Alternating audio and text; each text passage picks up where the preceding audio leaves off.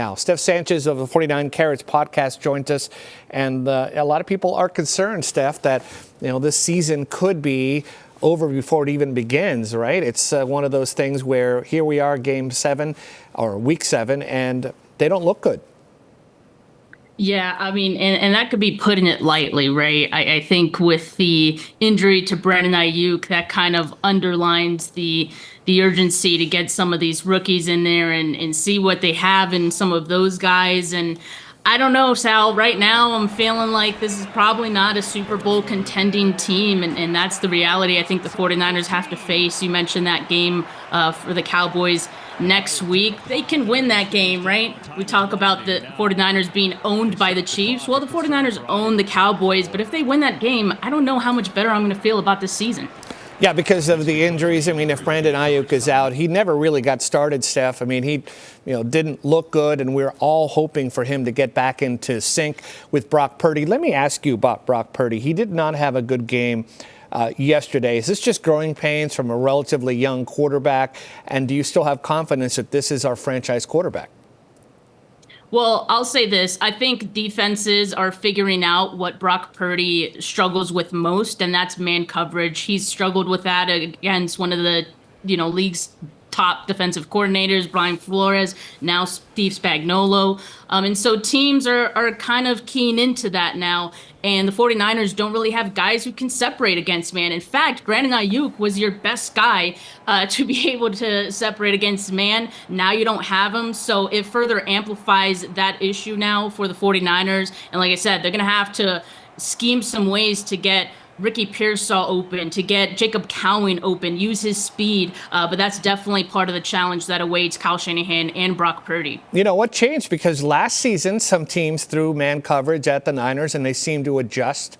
And I think I know the answer. They had a dynamic player in Christian McCaffrey who was, kind of like the secret weapon that made everyone else better. And now they don't have McCaffrey. Is he coming back? And will he change the offense when he does? Well, all reports seem to indicate that things are going in the right direction. John Lynch spoke about that, on KNBR earlier this week. So the rehab's going great. It seems like after the bye weeks, probably a good chance to get him back on the field. And the 49ers better pray that that's when he'll be available because, him being on the field is a difference maker for this team, and they're really going to need him now. Ricky Peaw yesterday made his first NFL catch, Steph, and people stood up and cheered very loudly for him. It's incredible. He's back 50 days after being shot. Is he going to have the kind of season? I mean, I think the 49ers kind of need to have him to have a really good season as a rookie.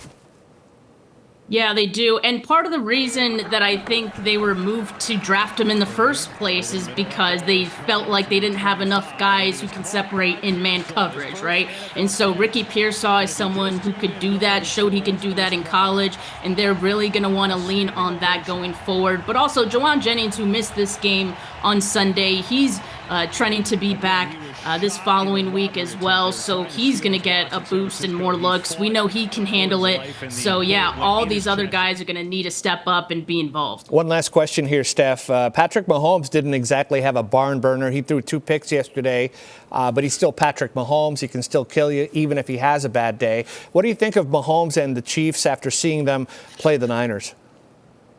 They're a team that finds ways to win. And I think that's what every fan wants their team to be, right? The 49ers just haven't found that so far this season. Brock Purdy, dealing with some struggles as well. And he was the reason that the 49ers lost yesterday, right? Or part of the reason, a big reason. On the other hand, Patrick Mahomes, who also had a bad game, he was the reason that in the end, the Chiefs came away with it. He made some plays when they needed to. So, if I was a Chiefs fan, I'd feel really great about that team, despite them not looking all the way, together. They're 6-0 now. So that's something to be happy for them. Well, Steph, I look for you to go a lot deeper than this interview could take us on your podcast. I'm going to be listening. I'm not pressing the panic button just yet, but it's right here, Steph. It's right here.